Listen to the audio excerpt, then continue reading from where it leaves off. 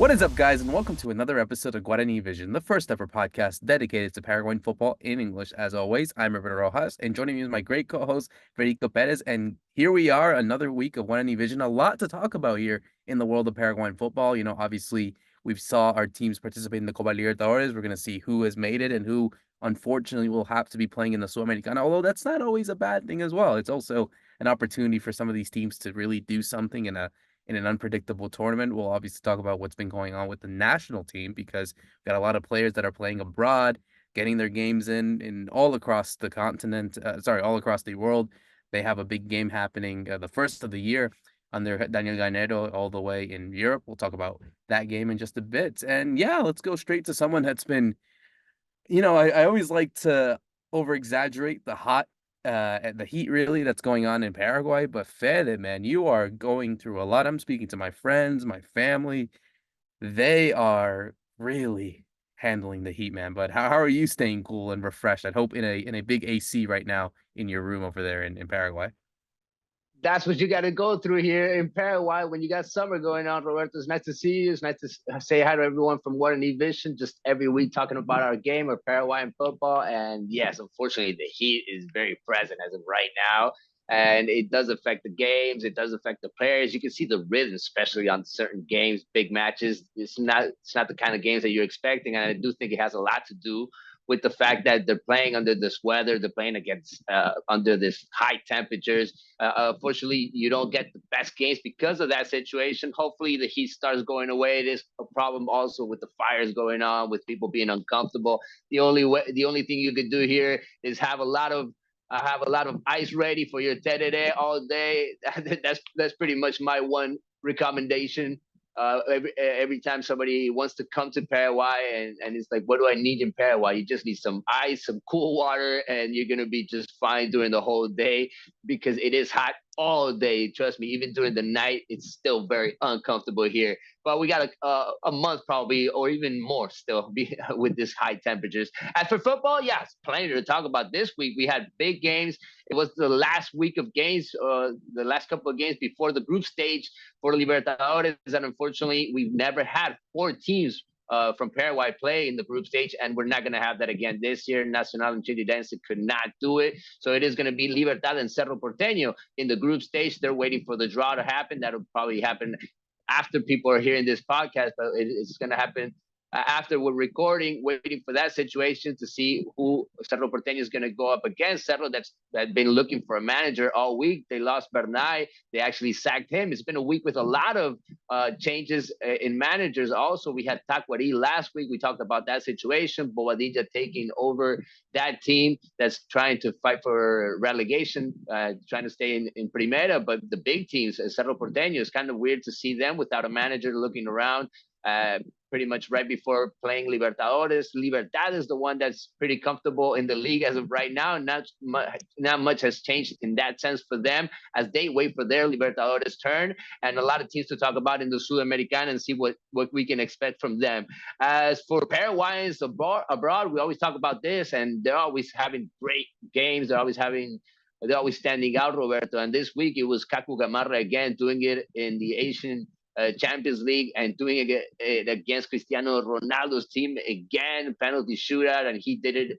He got it done. He scored his shot. He had an assist also in his game, and I was just watching Diego Gomez also have an assist, having a great pass for Messi to score another one for Inter Miami. So it's great to see our Paraguayans, the ones that are going to be also on the national team. We have the first call-ups of the year, and I'm really looking forward to this episode because of that. Finally, that Daniel Garnero threw at us what he wants to see in this game against Russia. So I got my Paraguayan jersey already because we're very close to the first game of this year, and I'm excited, Roberto. Enciso, Sosa, the dream team can come true this year finally. Oh, they're gonna have to get a big test against a team that isn't really playing in big competitions in Russia. In typical Paraguay fashion, they always like to get these games, but we'll talk about that in a second. But let's go again to what happened in the Copa Libertadores. Yes, unfortunately, we will not see more Paraguayan teams as opposed to what we already have right now with Libertad and Cerro Porteño, as Nacional and Trinidense were eliminated against Chilean sides in both situations where they needed to get wins. Obviously, the first game we'll talk about is the one that I think was kind of the more heartbreaking scenario that happened on Tuesday night. It was Palestino taking on Nacional over there in Rancagua. And it started off well for Nacional, Fede. It started off really well. They were down 2-0 after losing over there in Asuncion, but in the second half of the next game, you saw Nacional really go for it. Duarte, Gaona, Orlando Gaona Lugo, someone who's always been kind of a, a a wild card player in Paraguay in his career. He was able to get the goal, the second goal of the game, and then Alfaro getting the third goal. They were really in a position to qualify. They were just minutes away, but then right from like 6 minutes from time, you saw Suarez get the goal, Christian Suarez for Palestino, but it wasn't that goal that was the scenario.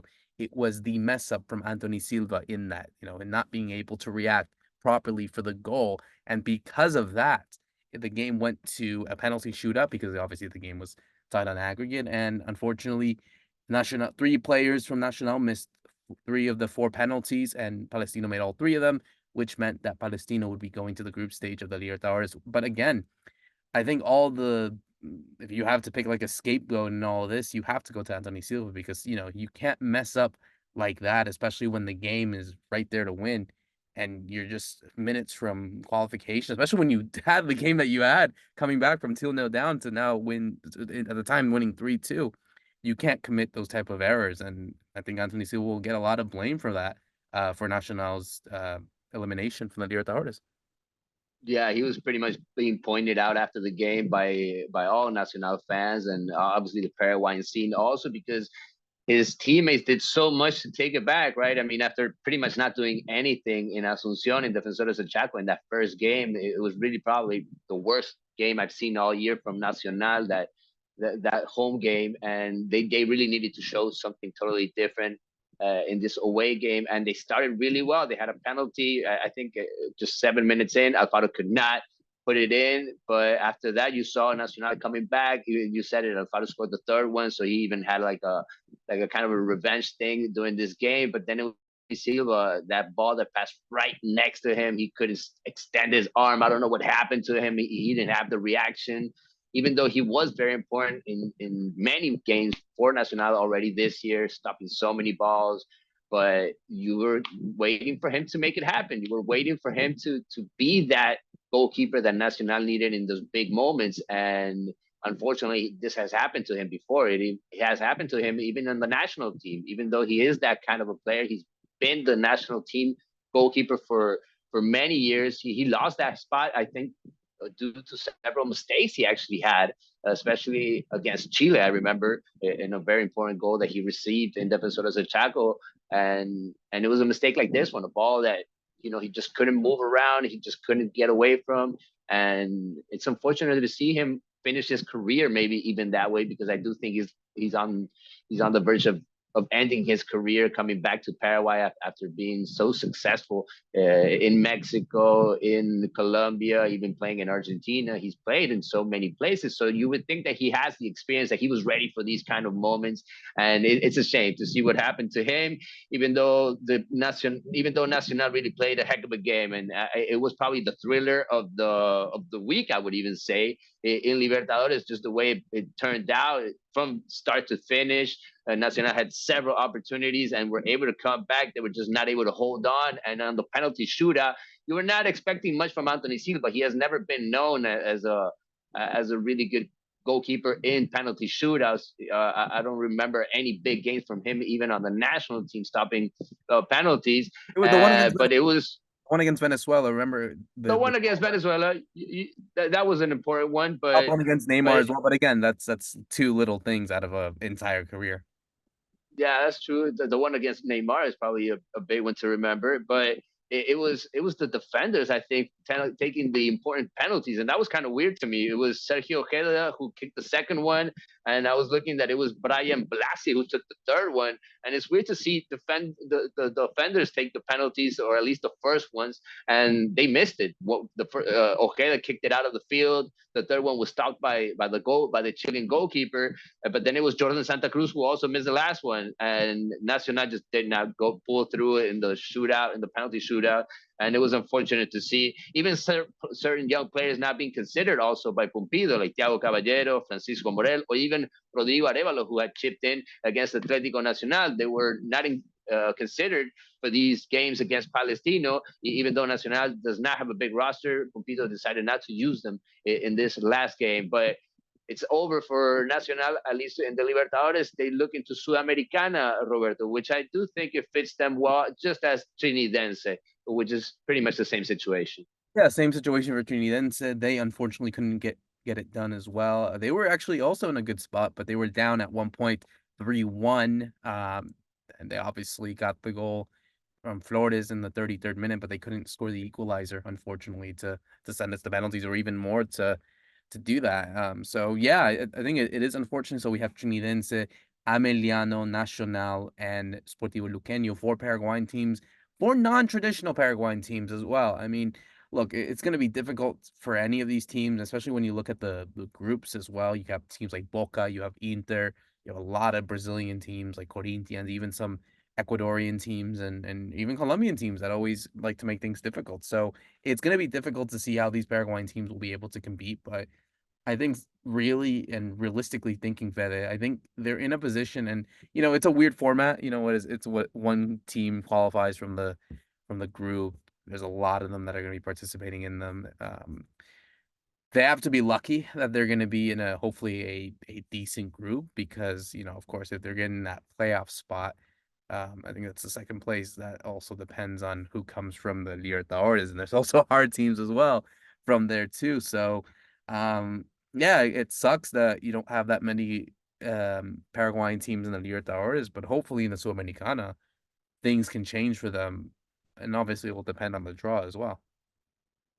Yeah, but if we have to point out a couple of teams out of all four that are gonna try to fight in the Sudamericana journey, I would put my eyes on Ameliano and Esportivo Luqueño, just the way they started off this year. I mean, those are teams that kind of got big wins in certain ways. Ameliano was able to go through Olympia. Luqueño was able to go through Guarani, but Luqueño is also really doing well in the local league, Roberto. They're getting good results. They haven't experienced list of players under Julio Cáceres, which has probably been the bright spotlight of the young coaches coming through lately here in the Paraguayan scene. And he's been very respectful because of what he did as a player. But also his young career as a manager. He's been doing so good with this Luqueño and really getting a team that's competing. And and Luqueño has been probably one of my favorite teams to watch so far this year. So Ameliano knows also what they do against the big teams. They don't get nervous in big games. They know what they play. They know their capacity. So if I have to, out of the four teams that are going through to the Sudamericana, I think those two are the ones that I'm expecting to go even further. And Luqueño has the backup of their fans, right? That's the difference with the other teams. If Olimpo was going to go through, they were going to have the crowd with them, but the team that's going to have probably more fans by their side is going to be Sportivo Luqueño. For them, it is going to be a special run in Sudamericana, especially the way they started off this year. So I'm really looking forward to what these two teams can do in the Sudamericana, even though there are some big names, some big teams that can be drawn in a couple of days. Yes, and we'll obviously keep an eye on that next week when we do talk about what the Paraguayan teams will do. Obviously, looking into those teams because, like you said, Cerro Porteño are really going through it. They haven't won in a long time in the league. Obviously, and giving you an update of right now what's going on in the Apertura. It's been kind of a weird one, you'd say. It really is. You obviously have Libertad still top for the moment, but you have de Mayo, Sportivo Luqueño, and Olimpia right there. Cerro Porteño in seventh place, Fede. Looking at all this after 9 games, that is not the position you want to be in right before you get the Libertadores. I mean, I think it's safe to say, and it's still early in quotations. You never know; teams can collapse, especially the ones above them. But I just don't think Cedro have enough right now in comparison to the teams that are up front, like Olimpia, Libertad, even Guarani. Even Guarani could even do something. I don't think they have enough to really say, okay, we're gonna win the Apertura. And I don't think they will have enough to catch the teams above them. Yeah, as of right now, the talk here in Paraguayan football is Libertad has nobody to go up against this Apertura. I mean, they have too much of a team. They've been the champions lately, and no other team is looking up to the challenge. No other team is looking up to their level as of right now. That's the honest answer most people would give you. Olympia, there was a lot of expectations with their team. There was a lot of expectations with Cerro Porteño. Cerro Porteño lived up to it, but just the first couple of games under Victor Bernay, and then it was just a lot of draws, a lot of mistakes, a lot of games that came crushing down in the last minutes, and they ended up losing this last game for Victor Bernay to be sacked. There was talk before even this game that Bernay would leave the job, but apparently Cerro Porteño wanted more time to look for a new manager. They've had that during this week. Jorge Achucarro took over. Meanwhile, he's going to at least manage this game of the weekend. And there's talks that Cerro Porteño will bring a new manager the next days. Guarani also has to bring a new manager. That's another team that has let go of Bobaglio, the Argentinian that took over at the beginning of the year. It's weird to see teams like Guarani give pretty much 2 years of contract to unknown coaches like him and then let go of them after just 3 months of working pretty much this year. So it talks about the way that the clubs are working right now, the way that they're picking the coaches. They got to do a better job in that sense, Roberto, because nobody in Olympia is convinced also by what Martin Palermo has brought to the team yet. So Olympia is not looking good. The big teams are not looking good right now. And Libertad pretty much has the red carpet set up for them so they can be champions again. That's what most people are thinking as of right now. Unless Sportivo Luqueño, unless Dos de Mayo can be a surprise maybe in this dance that looks just like a dance of one team, Roberto. Nobody's dancing with Libertad. Nobody's dancing. Nobody can deserve to dance in their hallway so far. No one is solo. Everyone's all riding solo so far for Libertad. But yeah, like you said, there's still time to be played. There's still a lot of football to happen. So you have to wait and see what happens to these teams, and especially how they deal with the Libertadores and the Sudamericana as well, because that can affect the way that they plan their teams. And yeah, it can go a long way to determine an opportunity champion. Obviously, want to switch gears now to close out. Well, not really close out, but obviously in our next segment. And the big one, really, to talk about is the Paraguay national team because, of course, the international break is coming soon to take on Russia in Moscow on the 25th at the VTB Arena, home of Dynamo Moscow. One of the teams that actually has a few Paraguayans in there. You have a Paraguayan in Dynamo Moscow, one that actually did get called up to the team. And that I'm talking about is Roberto Fernandez, one of the few new names on the team. And I'll obviously go on the list right now, and we'll start off with the players that are abroad because that's the players that Ganero has announced. In goal, we have Roberto Junior Fernandez. Gatito Fernandez is back, Fede. Let's go in I guess in order and talk about every single position in this. But you have two names.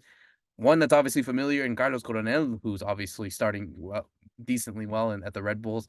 And then you have Gatito Fernandez back, and this talking about Gatito Fernandez that also had been playing in the Libertadores. You know, obviously they're still trying to get something done, and they beat Red Bull Bragantino actually last night as we speak at the time of recording. So couldn't come in the right time for both for Gatito Fernandez to be back on the team.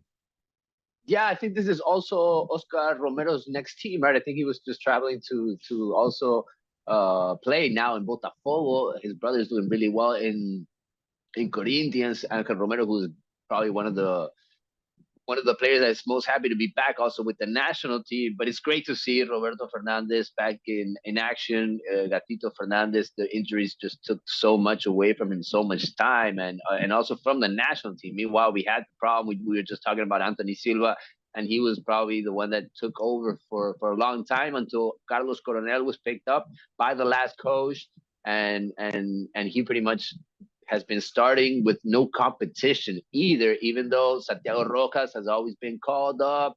We had Espinola at a certain point also being called up by Garnero, but Espinola is not playing.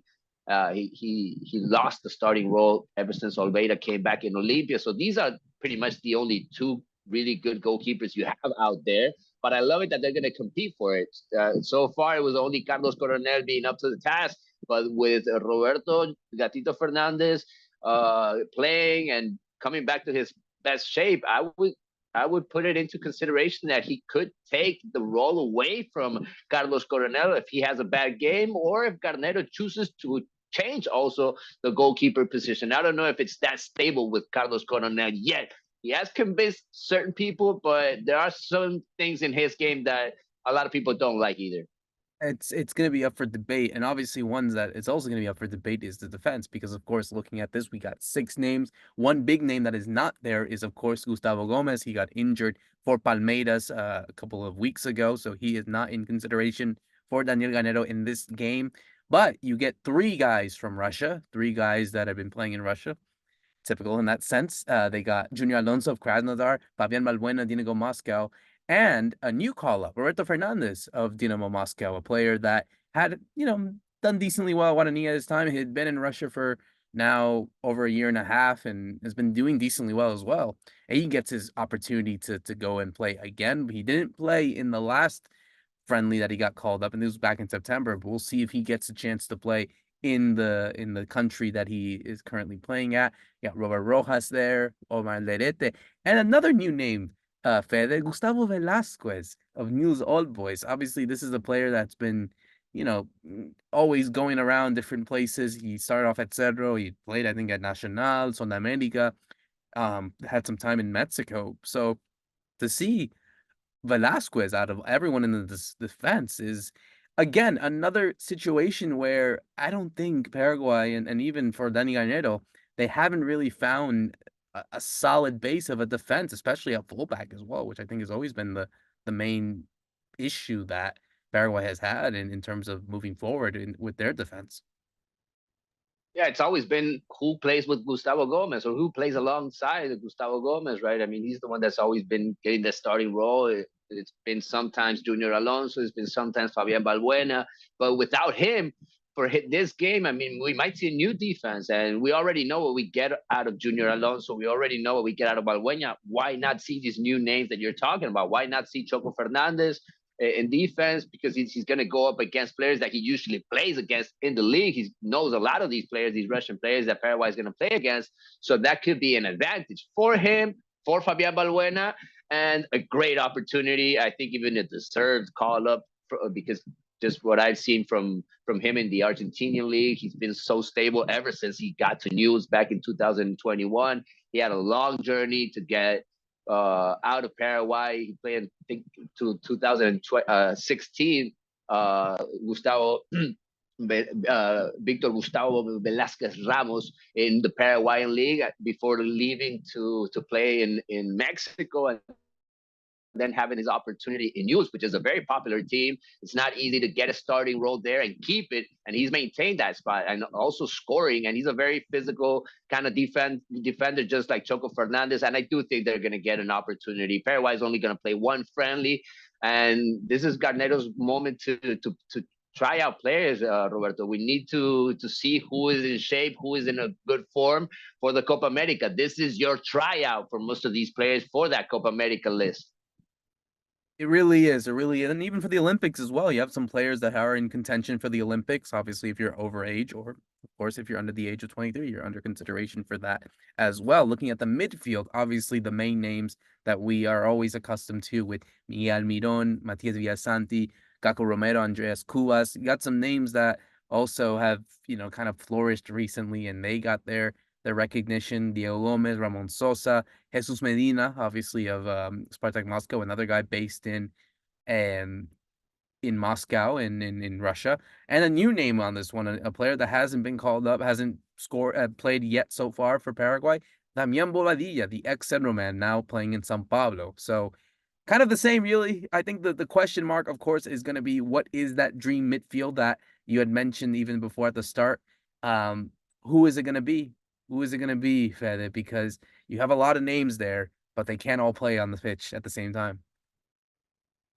Well, the 3 players that I particularly want to see, or maybe it's a fourth one there also. I mean, and Garnero has trying to get around that idea. I mean, right now that starting midfield, I mean, it's pretty much coming automatic. It's Andres Cubas, it's Diego Gomez, and it's Matias Villasanti. Those 3 have been the ones that have played better than the rest, and those have been the players that Garnero also likes. When they're in top form, when they're playing, they will probably start, right? That's a starting midfield. Then you have all these other players that are trying to get a spot, and trying to take their opportunities. It's a good chance for Damian Bobadilla. Jesus Medina has has shown very little so far. The times that he's been called up, but he's called up again. He also plays in Russia. I think that was an advantage also for him to be in this list. And the other one is Kaku Gamarra. I mean, every time Kaku plays, you want to see more of him. He's had a great season, always scoring, always assisting in his club. So I want to see more of Kaku in the midfield also. But we have those three players that are already starting that I mentioned. The dream team for me is Diego Gomez, it's Sosa, Almiron, and Enciso together. Those are the four players that I want to see playing together for the first time in the national team. I don't think we've seen them all together. I remember when Enciso was pulling through here in the Paraguayan League and they started putting him on the national team. Diego Gomez was not there yet. And we've all seen what has happened with Diego Gomez ever since, probably becoming the best player in the Paraguayan scene behind Julio Enciso. And then you have Almiron with the experience that he can bring on. And Sosa, let's not forget about Sosa. I know we're going to talk about the attacking players right now, Roberto, but Sosa, I mean, this is a player that's being followed and followed more and more by European teams. Diego Gomez also, these are the players that are looking bright right now, and you want them on the national team. You want what they're doing in their club to take it to the national team. And those are the four players that I want to see together, Roberto. That's my dream team. I want to see that happening this year. Yeah, and obviously to close it off here, we have the other four attacking players, you would say, the forwards. And Cecil, like you had mentioned, he's back for the first time in almost a year now on a national team after the injury that he suffered back that made him miss the first qualifiers of 2023. You have Angel Romero. He is back on the team. It's been a while, but he's been on good form for Corinthians this year. Fede, Antonio Sanabria, Tony Sanabria, of course, someone that's always had that experience, scored a really good goal for Torino, a nice bicycle against Napoli a couple of days ago, a really nice goal. So that only helps kind of motivate him in a bit. And Ana Madeiro, someone else that's kind of flourished at San Lorenzo. So you have a lot of names that are on good form. And I think that's always been kind of the issue for Paraguay is that when you have these players who are coming in hot, what can they do? And of course, like you said, you can't have all of them in. So you already have you already have Almiron, Gomez, Sosa, and Enciso as your four, as your attacking four, you would say. Um, where do you go from here? You know, where do you got Villasanti and Cubas? You got six of them right there. So it's gonna be interesting to see how this will all go in. But yeah, I think if indeed Garnedo is gonna go for this and try it out, because ultimately we're gonna have to wait and see what happens uh for the players that are going to be available for the Copa America. I'm sure the debate is still raging on about Diego Gomez, where he's going to play, if he's even going to play in one of the tournaments of the Olympics or whatever. But at least for right now, for what we have, it's a really good test to really try out these players to see what it works. And of course, prepare in time for what is going to be a really tough Copa America coming up in a couple months. Yeah, I think all eyes are going to be on Julio Enciso, to be honest with you. If he gets the starting role and he gets the chance to attack right away, I think all eyes are going to be on him just because it's been a while since he's been able to put that jersey on, you know, and we've seen him come back with Brighton, but Paraguayans want to see him on the national team. So I think all eyes will be on him if Carnero chooses to put him in the starting team, and obviously see what Angel Romero can bring to the team as a striker, as the center forward, because he's very different from Tony Sanabria, I believe, but he's very similar to Adam Barreiro, which is another striker that's looking hot in San Lorenzo. He's become probably the best player in his team. Tony Sanabria is always scoring with his team, even though he's not fighting for the title, never. You know, he's playing in a small team maybe that's always mid-table or fight for relegation, but he's always shining. He's always scoring goals, and it was a magnificent bicycle kick we saw the other day. It kind of stunned everyone. The one that's out of this list is Gabriel Avalos, which was another player that was kind of fighting for that starting role under Garnero, but he kind of cooled off after going to Independiente. I think he just scored his first goal with that jersey, so they're kind of waiting on him also on the national team. But Adam Barreiro is hot. Angel Romero is hot right now, and Tony Sanabria is coming in hot also to put in this jersey. So I want to see what Garnero's choice is right now, because all three of these strikers are looking really well in their clubs, Roberto. So it's going to be a surprise to me no matter who he picks.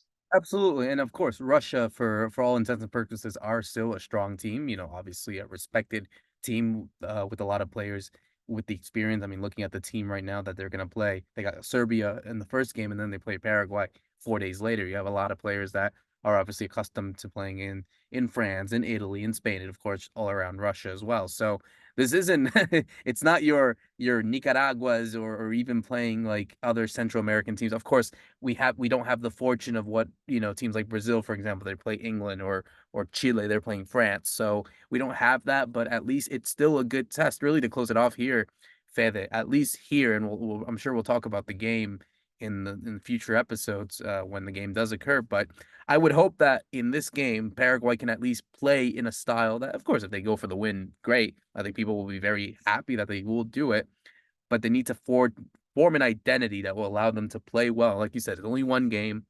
It's probably the only game that they'll play before the start of the Copa America. So it's now or never to really prove how a Paraguay team can play before the big games come about.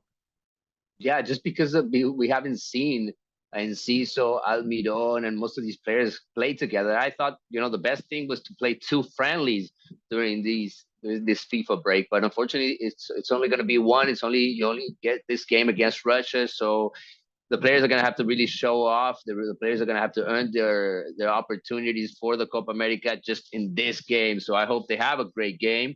But the bottom line to me is the opportunity to see them all together, just to see that link up between Enciso and Almiron. I only saw them just play a couple of minutes, and I want to see more of that. I want to see them link up. I want to see that friendship happening on the field with the Paraguayan jersey. That's what I'm looking forward to the most. And obviously, what I said before, taking certain levels from their clubs to the national team and being a better team about it. The bottom line for Paraguay right now is about playing better as a team, playing as a team itself, and having control of the game in certain moments where we're being kind of fragile and where we can finally win games and convince everybody. So we're back on track and looking like in better shape for what's coming up, which is the Copa America. We cannot go into the Copa America saying we're going to try to build in a team. No, no, no. We need to go into the Copa America to compete and to come out stronger for what's coming up next. All these games happening, Olympics, World Cup qualifiers. It's going to be a big year for Paraguay, and it all starts with that game against Russia in a couple of days. It's another great episode of Guarani Vision. And to close it off, for myself, Roberto Rojas, and Fede Perez, thank you so much for listening in. See you soon.